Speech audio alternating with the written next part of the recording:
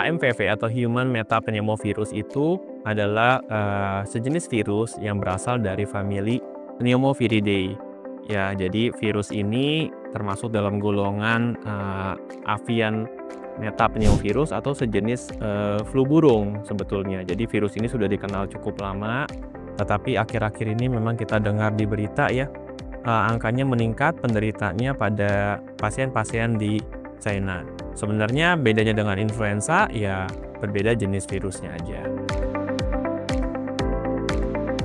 Ya, untuk gejalanya sendiri tidak ada gejala yang spesifik ya untuk penderita HMPV ini. Ya, gejalanya hampir sama dengan gejala dari penderita influenza, di mana pasien menderita batuk ya, batuk bisa kering ataupun berdahak, pilek, kemudian bisa disertai dengan demam ya, demam ringan ataupun demam tinggi, sakit tenggorokan, badan pegal-pegal, sakit kepala, ya gejalanya serupa.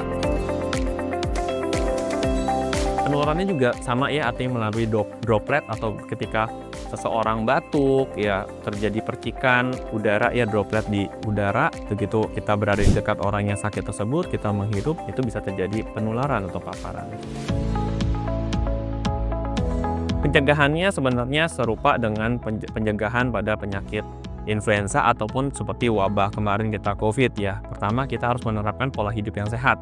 Satu, pastikan kita perlu makan makanan yang bergizi, makanan yang sehat tentunya. Kedua, rajin berolahraga supaya stamina kita tetap baik ya, tetap fit. Kemudian ketiga, kita tetap memakai masker kalau di ruangan tertutup ataupun kita berada di lingkungan yang ramai ya, banyak orang. Kemudian juga kita, kalaupun kita yang batuk ya atau kita ada bersin gitu ya, menutup mulut ya ataupun dengan memakai masker pastinya supaya mencegah penularan dengan orang lain gitu. Ya, dan jangan lupa rajin mencuci tangan untuk baik kita setelah menyentuh ya, terutama di tempat-tempat umum ya.